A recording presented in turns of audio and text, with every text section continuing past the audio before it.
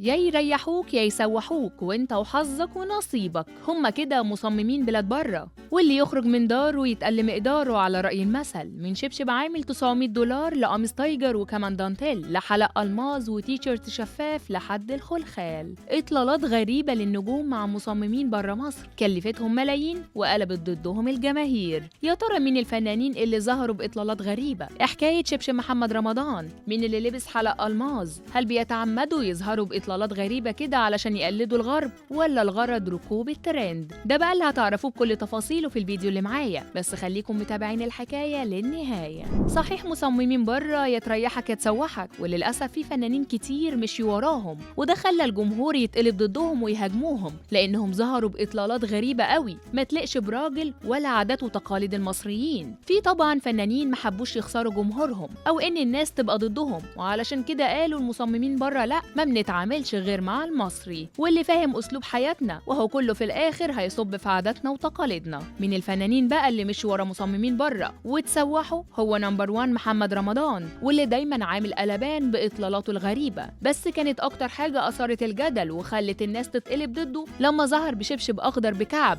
ووقتها محدش سكت وعملوا معاه الصح على السوشيال ميديا. الجمهور كانوا شايفينه ما يناسبش راجل يلبسه ويليق على بنت أكتر، ويمكن اللي زود الهجوم عليه هو إن سعر الشبشب ده وصل ل $900، يعني بالمصري معدي 30,000 جنيه. أيوة زي ما قلت لكم ده سعر الشبشب. أما بقى اللي مسيطر قوي على الترند بسبب إطلالاته الغريبة هو الهضبة عمرو دياب، واللي يعتبر مفاجأة للجمهور اللي دايما كان متعودة تشوفه بإطلالات كاجوال أو كلاسيكية، بس الفترة الأخيرة غير وبقى بيتعامل مع مصممين بره بلاده. يعني عندكم أهو اللي ظهر بحلق فيه فص ألماظ، وده سعره عامل تقريبا $250,000. يا ريت بقى على قد الحلق اللي عامل قلق، ده كمان ظهر بقميص دانتيل لونه أبيض من دار أزياء أول سانتس، وده سعره وصل ل $150، يعني بالمصري 4635 جنيه. وكل ده كوم وظهوره بقميص تايجر كوم تاني، لأنه معروف إن التايجر حريمي مش رجالي، وهو يعتبر أول مطرب ظهر بيه في مصر، وده خلى الكل مذهول ومش مصدق نفسه لما شافوا بيه. بعد عمرو دياب يجي مطرب الراب ويجز،